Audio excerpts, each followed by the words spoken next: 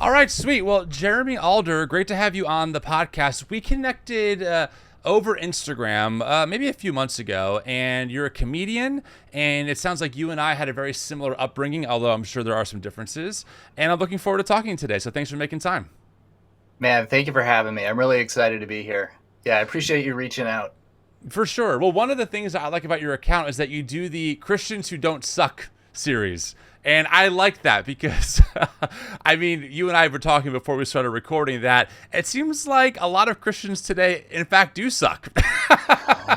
I mean, it's hard to deny. At least the ones in the news, man. At least the For ones in the real. news. For real. Yeah. So Yeah. how did you grow up? I mean, it says that, you told me that you grew up fundamentalist, evangelical, homeschooled. Sounds like you're Yeah. reading my diary. So what's the background there? Yeah, man. Well, I was born and raised in South Texas, and my parents got born again when I was 4 or 5 years old. And immediately things changed. We got rid of the TV. We got rid of all of secular music. We started going to church 3 times a week. I got my Michael Jackson records taken away. My glittery glove taken away. I was a huge Michael Jackson fan. So I experienced being born again as a huge loss initially. Mm. And but it was, it helped my parents. They kind of got their act together a little bit, and found some structure that I think they needed. Yep. And we initially they enrolled me in a little fundamentalist church school, and I did kindergarten and first grade there, and then my mom decided that was still not enough. So pulled me and my siblings out and homeschooled us the rest of the way. And yeah, and this was mid 80s, and we didn't know any other homeschoolers. In fact, we weren't even sure it was legal to homeschool. I remember my mom explicitly telling us, if the men in suits come to the door, don't answer it. Come get your mom. Yeah. That is interesting. Yeah, I mean, the homeschooling phenomena really took off when you were kind of starting out then in the mid 80s. That's when it really grew, especially in conservative Christianity. It's ironic because most people don't know that the modern homeschooling movement was actually started by a secular leftist who thought that the public school education system was too oppressive to children. And that system that idea kind of got co-opted by like your R.J. Rushdoonies and your other fundamentalists. And then it became a very like Christian conservative thing to do. But I gotta say, like, now that my kids and I have two kids, 5 and 3, our oldest just started preschool, and I can say, like, I understand this idea of like, public school being an oppressive system with how it's designed to kind of make kids into capitalist drones. So I kind of vibe with that, but also my experience of being homeschooled also says like, well, they also need to get educated, so let's put them in public school. I mean, listen, that being said, I know someone will email me not being happy I made that comment. A lot of people, including myself, were educated by being homeschooled, but the mantra often was trying to shield kids away from the world. And I definitely have met my share of kids when I was a kid who were super, super sheltered and just didn't know how like the world around them functioned in the name of protecting them from indoctrination. Yeah. Well, and I think to some extent that was me. Like I we were very sheltered. We lived in kind of like the outskirts of town, kind of had a little like a homesteading situation. Okay. And so it was very much an attempt to protect us from the influences of the broader culture. And it worked to some extent. I mean, eventually, you can't stop it completely. Once I got a little older and started meeting other kids in the neighborhood, and when I could drive, that changed everything. But for sure. Yeah, and I get, and I will say this, I get the impulse. There are things in broader culture that I want to protect my kids from, right? Sure. So I can't blame my parents. And in a lot of ways, I respect, it took a lot of courage, especially I think at that time, with little to know support or even examples of how Yes. to do it, to take Yes. that kind of risk because you care about your kids and you want to give them the best, 100%. And I wanted to pick up on a thread that you said earlier. And I think it's important, right? Because obviously on this show, we talk a lot about Christian nationalism and evangelical fundamentalism, and we give it a really hard time for a lot of valid reasons. However, I think it's also important to hold space for the reality that for people who kind of fall into it, there is an initial benefit, right? Like you said that your parents found a structure that overall was helpful for them. My parents were the same way. My dad and my mom, they got married, they got saved like in the church, and they changed their life. And frankly, the family that my dad grew up in, right, had a lot of just things in it that weren't healthy. And I would rather my dad be in church and be who he is now than who he could have become later on, right? And so I do want to just point that out to the audience that, like, I understand the impulse, and I certainly make it as well, to kind of just oversimplify fundamentalism always equals bad. And I would argue that generally speaking, it's not healthy, but there is an appeal for people who might have had a chaotic home life or a chaotic upbringing, that it offers a sense of structure and boundaries and clarity that oftentimes are missing from their childhood. Absolutely. And community and meaning and purpose. And Yes. I can't, it makes total sense. At a certain level, it's completely rational that my parents went that route, Right. And, I mean, it's, I don't know. Like I said, I have a lot of respect for them for doing it. I also missed out on a lot of things that I wished I would have experienced. And I think the socialization piece for homeschoolers, although we were trained to always push back on people that brought that up, I didn't know what that really even meant, to be socialized, right? Because you are socialized as a homeschooler, but you're socialized in a particular way. Yeah. Right? Because that's the whole point. And it was a way that I think made it very difficult for me to integrate into a kind of broader, multicultural, democratic society, right? I mean, because we were trained, we were socialized to think that, hey, we're right and we should be in charge, actually. Yes. And I mean, we see the fruits of that now. So, I mean, what is the journey there? Obviously people use the term deconstruction a lot, or, someone deconstructed their faith and ended up somewhere else. What you mentioned that driving was kind of a big game changer for you. What was that journey like for you? Did you have that crisis of theology and or faith, and like, where did you end up landing after?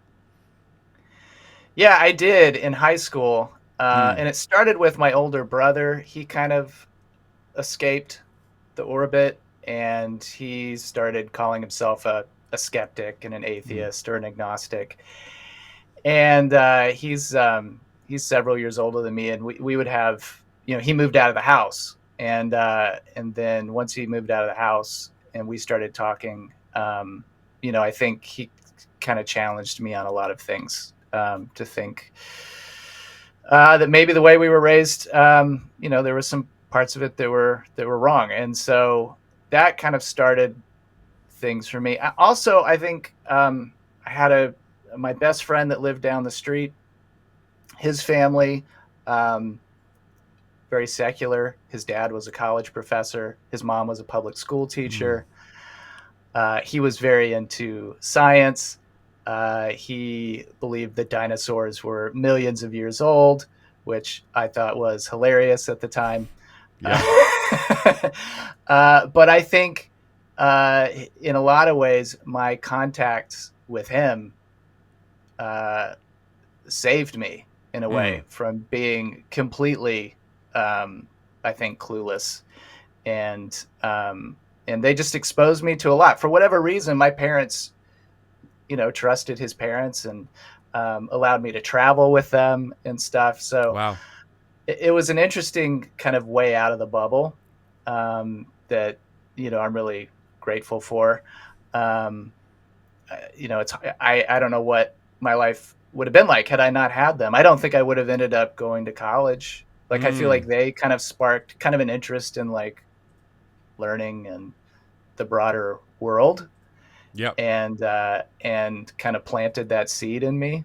Yeah. And so, yeah, so that was kind of how I started to, I guess, my main points of exposure outside of the fundamentalist bubble.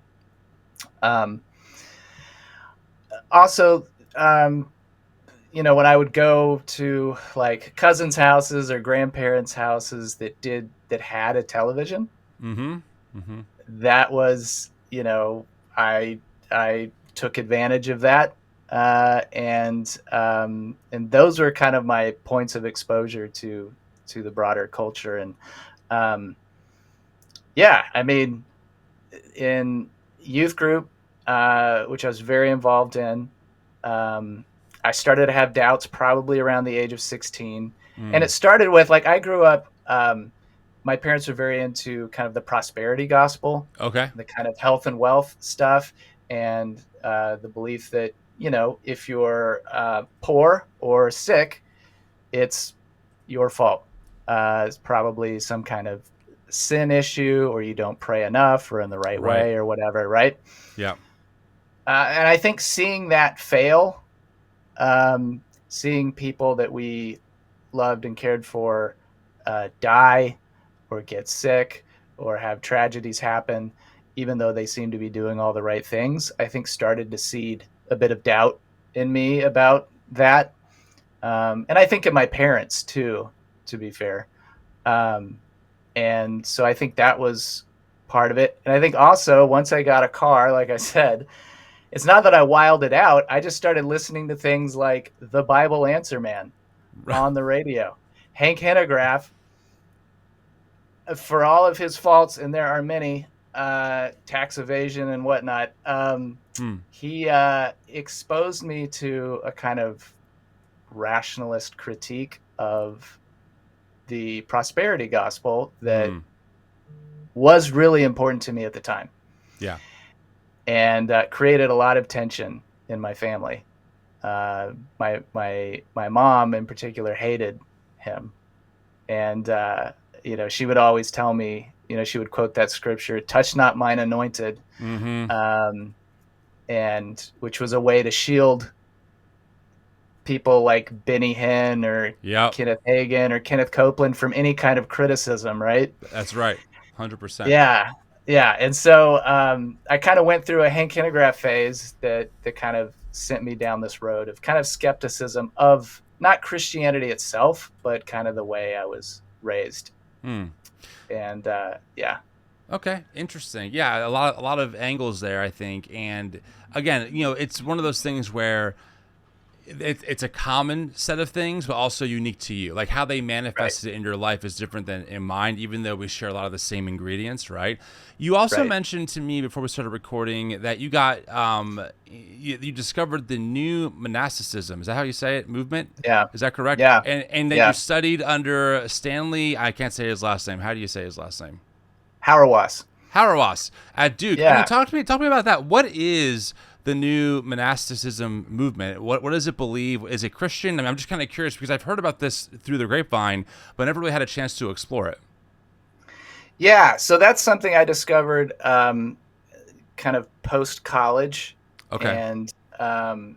And it's basically, I mean, you've probably heard of people like Shane Claiborne. Oh, yeah. Or Yeah. Jonathan Wilson friend. Hartgrove. Mm-hmm. Yeah. Yep. So they formed these, what they called new monastic communities, which were basically intentional communities where people were coming and living together, sharing resources, praying and serving the world together, and in a way that emphasized social justice and peacemaking, right? And so these were mostly evangelicals, but they were evangelicals that were kind of on a journey to the left, I guess. And so there were several of these communities, many which don't exist anymore, I don't think, that kind of popped up in the early 2000s, I think. Okay. And so we were part of one in Durham, North Carolina called Rootba House, that was started by Jonathan Wilson Hartgrove and some Oh, other nice. people. Yeah. So we were a part of them while I was at Duke, and then I did a couple of internships while I was in seminary with a couple of other communities. One, Church of the Servant King out in Oregon, and Church of the Sojourners in San Francisco, which would also probably be considered new monastic type communities. And I was just drawn by like, these were people who were really trying to live the gospel with their whole life. Yeah. It wasn't, it was about being the church, not going to church kind of thing. Mm-hmm, right. Mm-hmm. And like serving the poor, serving one another at a cost. And so that's, once I discovered them, I was like, oh, I think this is what all that stuff was about, that I was learning about as a kid in Sunday school and like reading in the New Testament. Yeah. Like it's you read like the Acts 2 church, Mm-hmm. selling all their possessions and having everything in common. And I was like, oh, these people are actually doing it, which I had not really seen, and so that got me really excited. Yeah. Yeah, no, that's great. It's interesting. So I discovered Shane's first book, Irresistible Revolution. I was 18. I was actually in Germany on a long-term mission trip. I was overseas for 3 months. And I read it and I was like, oh, this is really great. I love it. It seems like it's really, quote unquote, gospel based. I was still very evangelical at the time. But also his book really helped me realize that, there is a social element to the gospel that we were called to live as Christians. And then I was part of a community. We called ourselves 11th Hour, not tied to any kind of end times theology. It was just a name.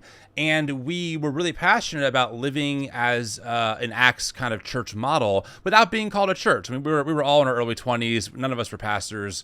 And we just wanted to experiment and live in community together as much as humanly possible. And we did. It was actually one of the most formative times of my spiritual life and relational life. We did it for about 5 years. It was really, really powerful and beautiful overall.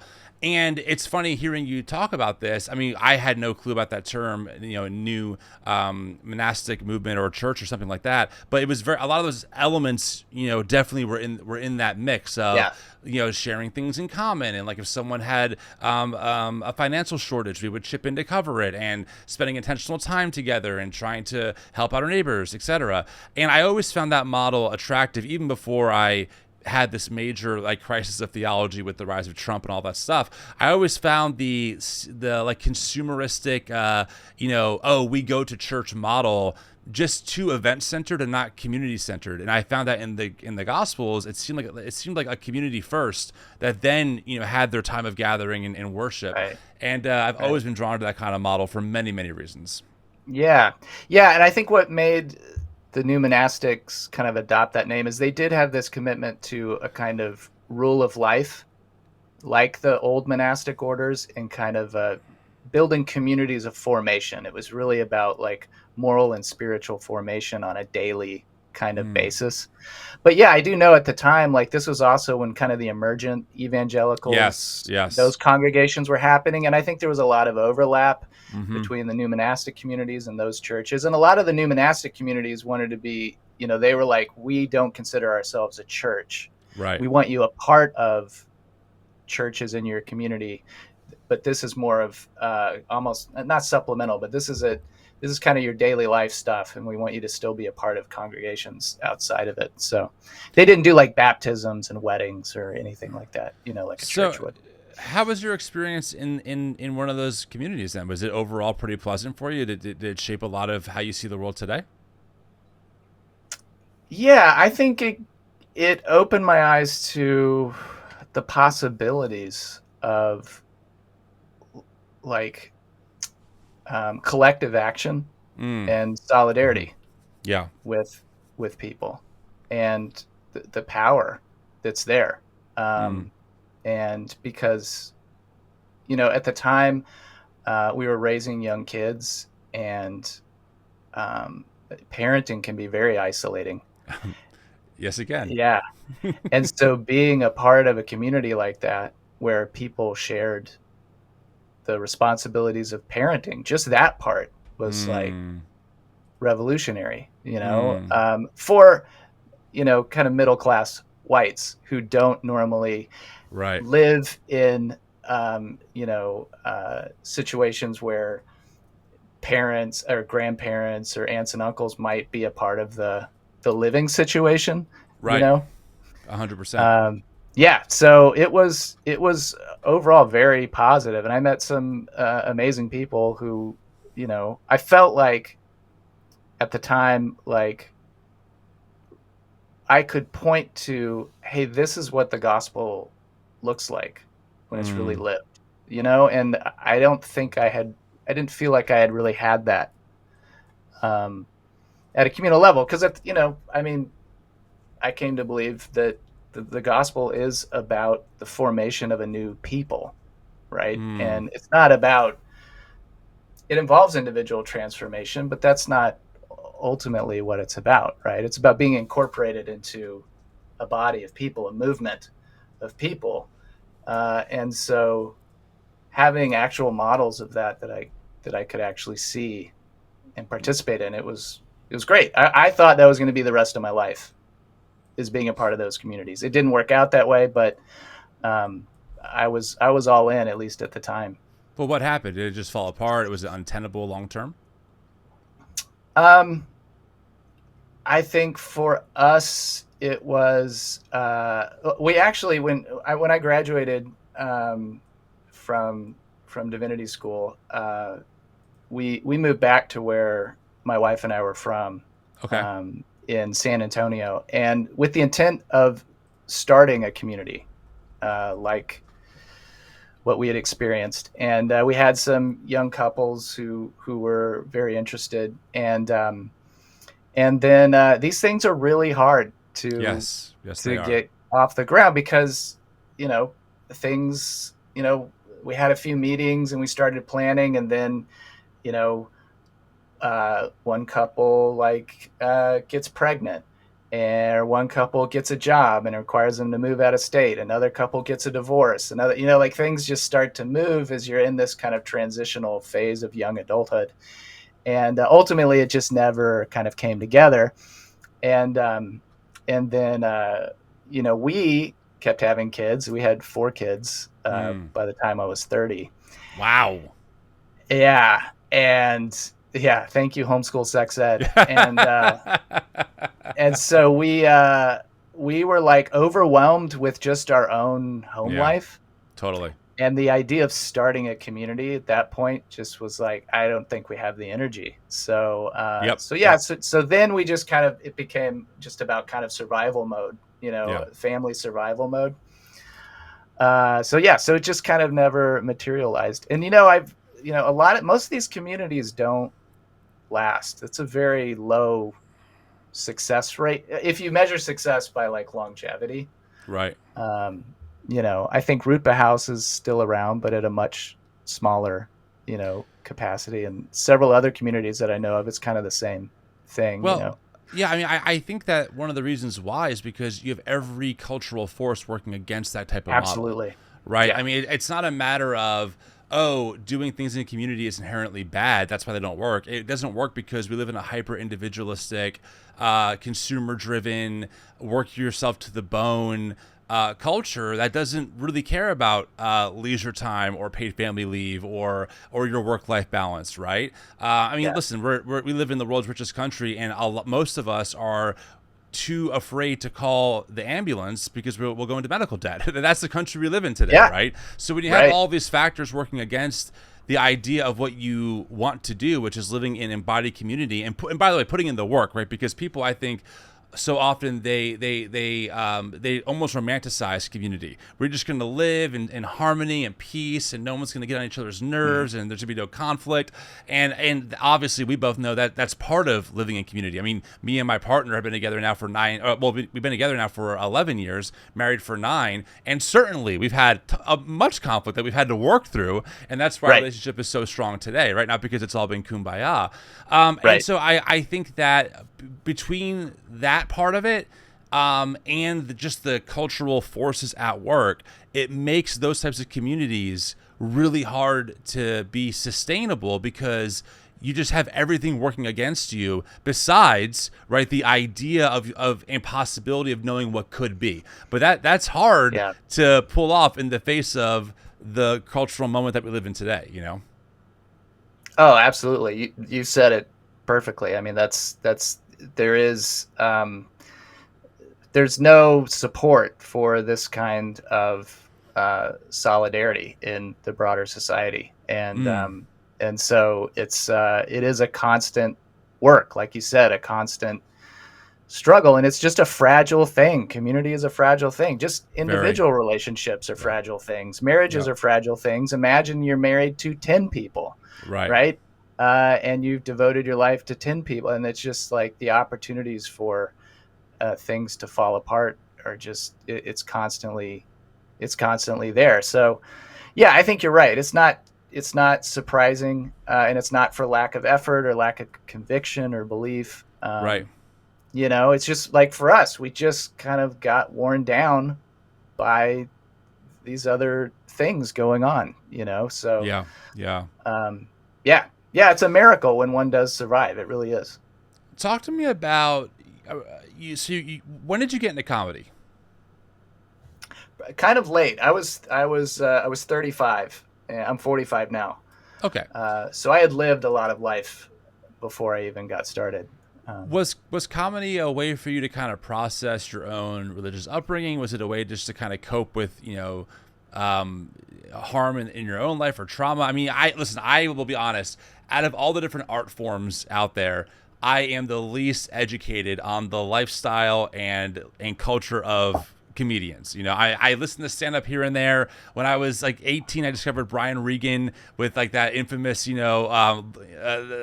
bit that he did on Stare at the Sun and that whole thing. But like, I'm very much a surface level consumer. But my understanding is that a lot of comics, they process their own pain and trauma and life experience by making jokes and by writing jokes about it to kind of process, their worldview and stuff. Was that for you? Like, is that what drew you into comedy Yeah. originally? Yeah, I think so. I think I had done that my whole life. I had Mm, used a kind of sarcasm and dry humor as a way of just processing, I think, the weirdness of my upbringing yeah. and the incongruencies between kind of what I was hearing in church and how I was seeing people live and all of that. And but it really, for me, didn't become a thing that I was really wanted to pursue until after my marriage fell apart. Mm, And uh, and when that happened, I also at that time, the church community that I was a part of, um, although they were supportive of me and my kids, I think they just didn't really know how to care for people, or at least for us, in the way that we needed. And mm, um, and so we stopped going to church at that time and kind of lost kind of our community. And um, and so I was kind of searching for both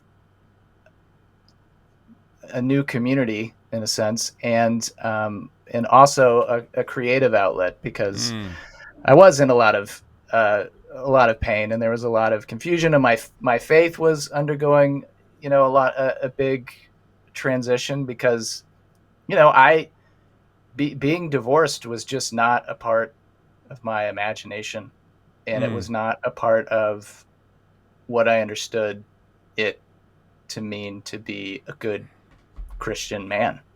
That mm, was just not. So when I got to the point where like that happened, it kind of upset the whole apple cart of my mm. faith, and I had to just really rethink a lot of things about myself and about my faith, and Yeah. um, Yeah. and so yeah, I was wrestling with a lot of things, and I started listening to more comedy. I mean, I had been a fan for a while, but I started listening to more just to bring a little levity to a really dark time. Yeah. And then the more I listened to it, the more I was like, I think I'd like to try this. I had been a preacher, and mainly in Mennonite congregations. And there was one Mennonite service. They do this tradition the Sunday after Easter. It's called Humor Sunday, And it's an old tradition. It's based on the idea that the resurrection was the biggest joke that God ever pulled on the devil. And so the Sunday after Easter would always be dedicated to like humor in some way. So people would do like funny sketches or sing silly songs or whatever. I did a 5-minute stand-up set about Mennonites, and it crushed, and I had a great time. And I was like, that was my first experience of like, oh, stand-up is really fun. And getting laughter from people felt really good. And so I think I had that in the back of my mind when I started looking around. I think I Googled, stand-up comedy open mic near me or something like that. And I just found an open mic, and I went and I watched, and I was like, I think I could do at least as well as that guy. Because if nothing gives new stand-up comedians more confidence than going to watch a stand-up comedy open mic. I hope you've never subjected yourself to one, but they are usually very bad. And yeah, it's usually a mix, you know. I went to one for a bachelor party in New York City a long time ago. And I remember thinking to myself, I can't remember any of the bits. Some were just wildly inappropriate, like not funny, but trying to be funny about topics that I don't think we should joke about. And the other ones were okay, and there was one or two that were funny. But yeah, it was like a very roller coaster experience, right? I'm just kind of like, oh, sure. This is interesting. yeah. So I watched one, and I was like, oh, okay, like most of these people are not very good, and it wasn't as intimidating as I expected it to be. I was like, well, I've got experience talking in front of crowds to people. Like, I think I can do this. So yeah, I came back the next week and went up and did okay, and then just kind of fell in love with it.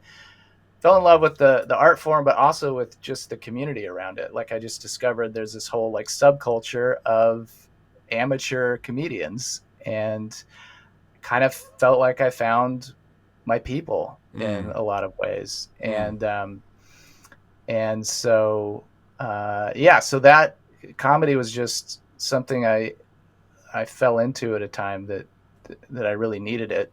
Yeah. And just never, kind of became addicted to it.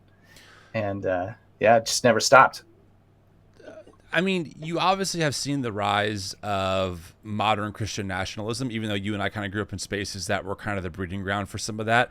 How have you been coping with the current political moment that we find ourselves in, right? I feel like people like you and me, probably many in the audience, feel like we have an experience that most people in America do not, that can explain to some degree why so much of what's happening is happening, right? I mean, I'm sure, like me, you sang songs, I'm in the Lord's army. Yeah, I'm sure you sang those songs. I'm sure you were aware of see you at the pole, or some kind of idea of like marching for life, right? And how we have to take back America from like it wasn't called the deep state in my upbringing. It was more of the liberals and the Marxists and the people who hate America and just want to ruin it with the gays. And here we are, in 2025, and we're watching those people. In fact, I would argue some of the most extreme people in that movement get access to real power that is now causing real damage, right, to our immigrant neighbors as we're building a literal concentration camp in Florida, and just rhetoric that is, I mean, it's just shocking. One thing I think about recently, as of this recording, we're watching Congress debate and talk about the quote unquote big beautiful bill. And after J.D. Vance made the tie-breaking vote, they prayed and thanked God for this opportunity to do that. And I'm like, well, this bill is so damaging to so many people. And also, by the way, for the record, it adds a lot of debt to our national debt, which is crazy to see these people who were so big about the national debt being a problem add trillions of dollars to it. But I see all this and I go, yep, that prayer is I know what it means for them. It means it's a sign of conquest. How are you reading the current political moment through your lens and your upbringing, and how has comedy played a role in trying to self-soothe from some of the shock and horror of what's happening? Yeah. Oh man, it's a fresh horror every day, right? Yeah. It just doesn't stop. Yep. Yep. I don't know how it feels really overwhelming at times. I feel a sense of responsibility Mm-hmm. in a way because I'm like, oh, I recognize these people, even though I no longer hold those values or those ideals. I came from that. These are my people, and man, they are really just it's awful. I mean, it's awful. And so I've had to process a lot of anger, sense of betrayal, like I think a Yep. lot of young evangelicals had, of just like, you guys raised me different than this. Yep. And you're just betraying every single value that you tried to instill in me for power. And like, why? I don't get it, you know?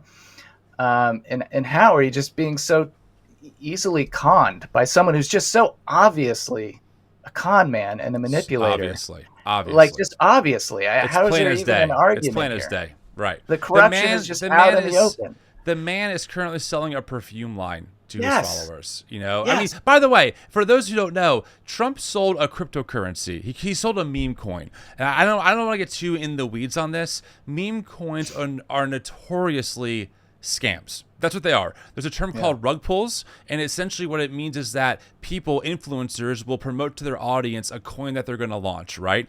And what they don't tell their audience is that people in their team have bought the coin before it became public at a very low rate. And so what happens is people who are these folks' followers buy into the coin when it goes public, not knowing that people have bought the coin super low. The coin jacks up in value, and the people who own that coin at that low value sell their coin, which plummets the coin value, and the people who invested lose their money while people on the inside make money. Okay, that's the basic nuts and bolts of a rug pull. And Trump did that. Like the Trump team, that happened to his own followers. And I'm watching this, I'm thinking, I couldn't imagine a world where Harris or Biden or any other politician, even George W. Bush, would ever be promoting a meme coin as president of the United States. Like, it's just, or a perfume line or merch. It is wild that this is happening. And white evangelicals are like, no, this makes sense. This is great. MAGA. Like, what? But and here's the thing. Like, I know that people like my parents and in my family, these are like salt of the earth, Texas country people. Yes. They hated Trump. They hated people like Trump. Yep. He stood for everything that was wrong with the world until he got power. And then all of a sudden, we freaking love this guy. We believe everything he says. It's like it doesn't make, which it's just exposed that I think white evangelicalism really at its core has always been about power. That is male my power. only conclusion. That's my only conclusion. I don't know what other conclusion you can draw. I after having the privilege of interviewing every major scholar on these topics, from your Christian Dumays all the way through your Bradley Onishis, your Matthew Taylors, your Mark Tisbys, I've read as many of the books as I can. I've tried to understand how we got here. And my only conclusion after listening to all of them in their scholarship is that, the system that you and I grew up in, the main value and ethic was maintaining power, cultural power, and cultural control, and they will follow whoever it is that will give them those things, even if it makes them betray literally every single value that they instilled into their children. I mean, I tell people often, Trump is the epitome of everything I was taught never to be as a man by white evangelicals, right? Yeah. You don't sleep around. You don't mistreat women. You don't lie to people. You live a life of integrity. You tell the truth. You're not prideful, right? You're a humble man.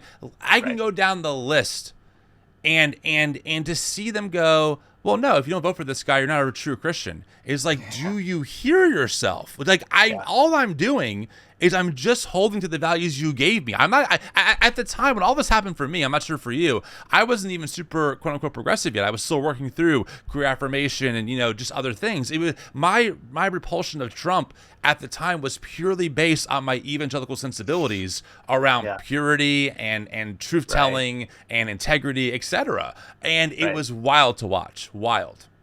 Yeah, I think incomprehension is like the main kind of experience that I'm just like dumbfounded. I really don't know how to make sense of this. Yeah.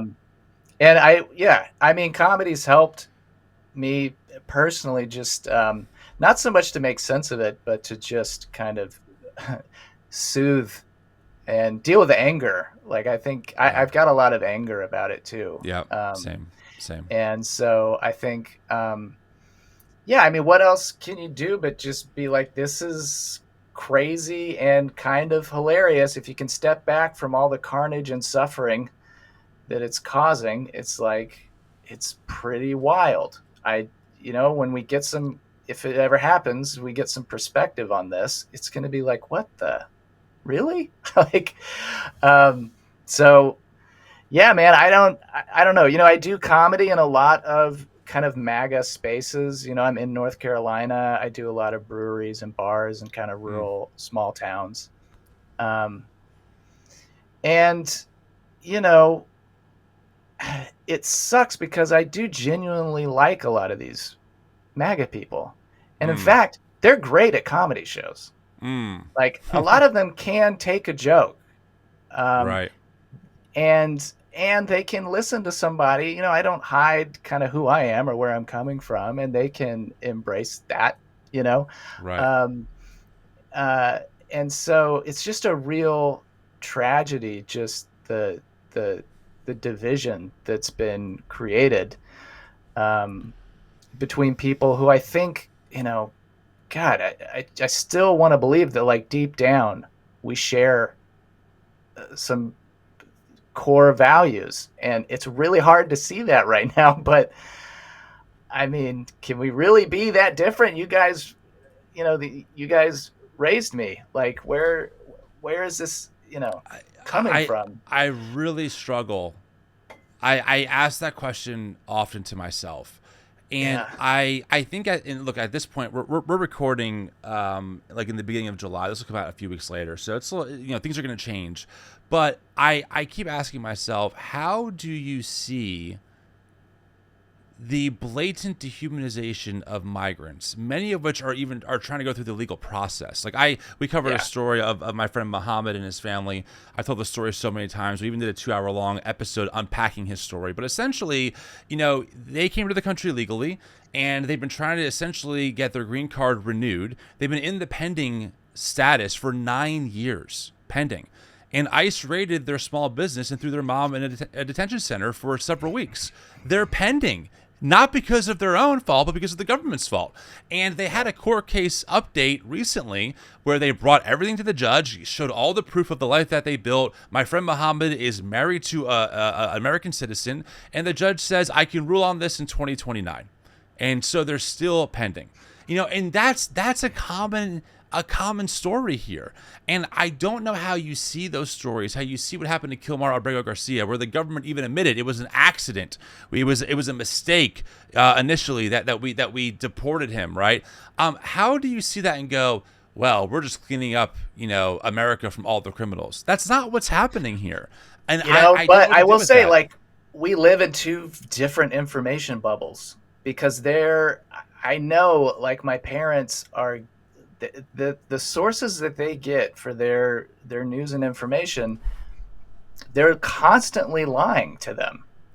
And they don't hear details like that about these cases, right? All they hear is that, well, no, we there's actually evidence that he was part of MS-13. Exactly. Right? And that's these are sources that they trust for whatever reason, and they embrace it. And that's, to me, that's like a big, from the beginning of the Trump rise, this kind of disinformation campaign that's just shameless is just destroyed the boomer generation, like just wrecked their minds. And it's almost impossible to have a conversation about just basic facts on the ground and reality about what's really happening. And I don't know what to do about that. That's way beyond, like, to me, that's a problem. I don't see that getting better anytime soon. No, because it's been built over decades. I mean, Rush Limbaugh started that, right? The drive-by media is what he used to call it. By the way, our homeschool was called the Alder School of Advanced Conservative Studies, which was based off of the Limbaugh School of Advanced Conservative Studies. That's right. The EIB microphone, baby. Excellence in broadcasting, mega dittos. I listened to it religiously, no pun intended. And I mean, it starts there.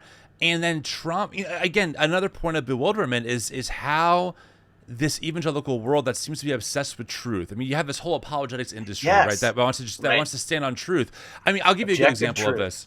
I ran into an older. I'm not going to call him a friend because I was a child, he was an adult, but an older acquaintance recently online. He runs an apologetics ministry, trying to know truth. And I ended up on his show because him and I don't get along. And he told me, with a straight face, after he grilled me about how little I know about the truth of the gospel, he told me that the election was stolen in 2020.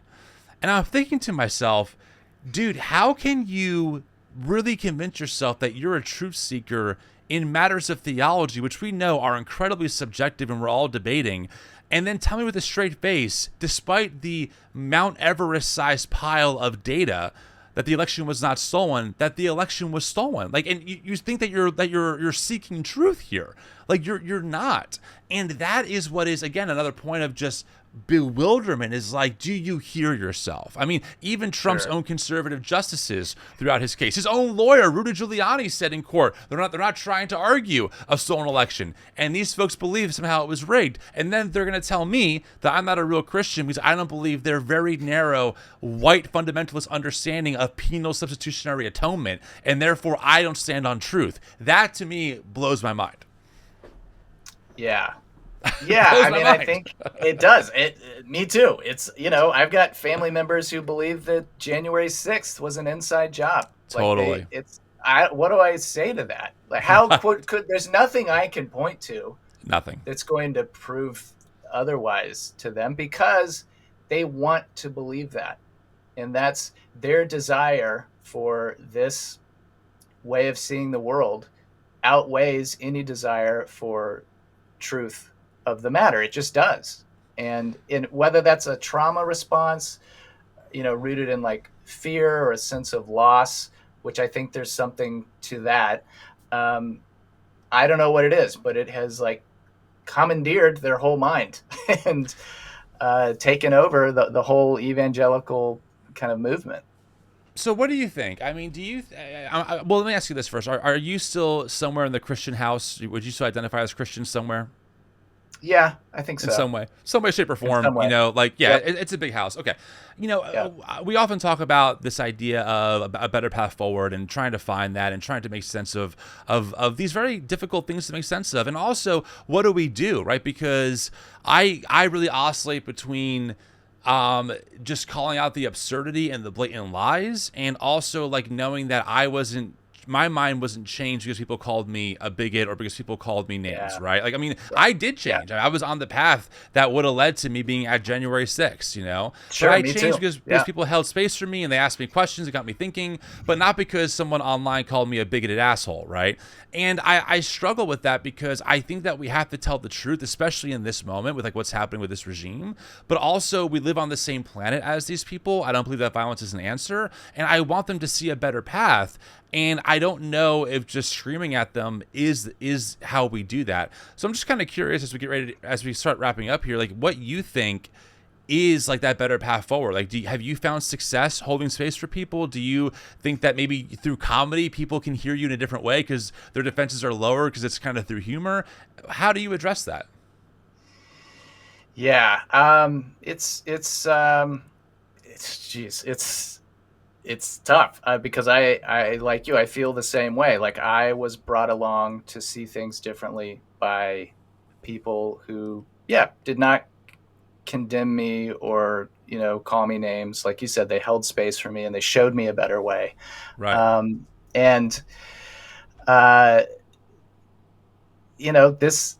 there's a lot of, I've failed in all kinds of ways to do that for like people in my family who I've just felt such a sense of betrayal, that, I feel like the anger has taken over at times.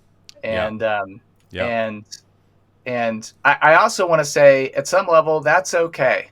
It's okay. Yeah. If your parents betray everything that they raised you to be, right. And, at a great sacrifice to yourself as a kid, by the way, then it's okay to be angry. Yeah. But I agree with you. I don't think that's going to lead to any kind of good transformation or outcome. And so I do think humor can help. That's always been how I've been able to navigate spaces of like disagreement and tension. And I do think, we've got to learn to trust each other again and making people feel seen. I am trying to do a better job of listening to my MAGA friends and family about what is the real fear there that's driving this, or what is the real desire there that's driving this? Because I know you love your kids. I know you care about your neighbors. I know you're a human being. So like, right. And maybe you don't even know what's really driving this. In fact, we probably don't. But I really think making people feel seen and validated. And I do think there is something to be said for, a lot of MAGA people that I've talked to have been like, yeah, I don't love Trump, but what was the alternative? Right. And part of me is like, well, I think the alternative was light years better. But I can also understand that, well, yeah, the other side didn't offer a whole lot to people that are genuinely struggling, right?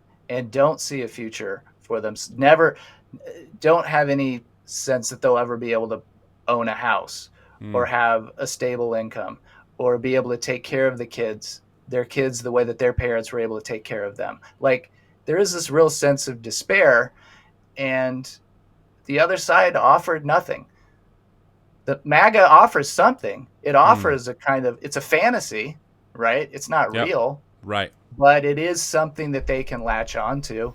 And, I feel like until there's a real alternative politically, I think we're going to be stuck here for a while, Unfortunately.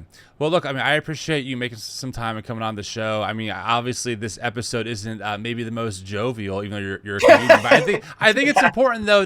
I think it's important for folks to know that they're not alone in their bewilderment. I think that's important because I often feel that way. I feel like it's anyone else as like genuinely, and look, dude, I've been doing this work full time.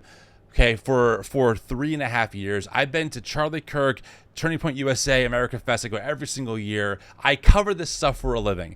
And I still find myself genuinely surprised at the level of depravity and policy dehumanization that these folks advocate for and that so many white evangelicals tolerate. And I see a lot of shit. Like every day I see a lot of stuff. And I am genuinely shocked that right now Laura Loomer can say things about wanting, alligators to eat 65 million immigrants. And no one's like, yeah, that's inappropriate. But they're like, oh, that's hilarious. Like, I don't understand how we are here given who I know listens to Laura Loomer. Shocker alert, not atheists, not Muslims, not Buddhists, probably most likely some form of a white Christian, right? So I say that because it's kind of cathartic to hear you say the same thing of like, no, I'm, as someone who grew up in this world and who understands it, I'm still genuinely shocked by all of this. And I think that's important for the audience not to feel alone, that like, yeah, I'm still, even though I do this all the time, I'm still shocked. I still, look, I think that the deeper emotion beyond the anger is deep grief and sorrow. Like it's a state of lament of just like brokenhearted that the tradition that radicalized me to follow the crucified and risen Jesus has betrayed that ethic and is more in line with empire than they are of the Messiah that was crucified by the empire. That like breaks my heart that I'm here, that this world shaped me and now is giving their neighbors this idea of MAGA and Christian nationalism. So it's just nice to hear someone else commiserate with me and say, no, dude, I'm also genuinely shocked. Yeah, absolutely, man. It's good for me too. I think we need each other to get through this and hopefully forge something better together. 100%. Where can folks find your work? I know that you do the Christians Who Don't Suck series on your Instagram. If folks want to see you, are you touring right now? Plug all your channels. Yep. I am touring. JeremyAlder.com for all the tour dates and tickets. At Jeremy.Alder on Instagram for the Christians Who Don't Suck and all of that stuff. Awesome. Love it. Well, Jeremy, great talking to you for the first time on the show. Keep in touch. I'm sure we'll talk again. Thanks, Tim. Thanks.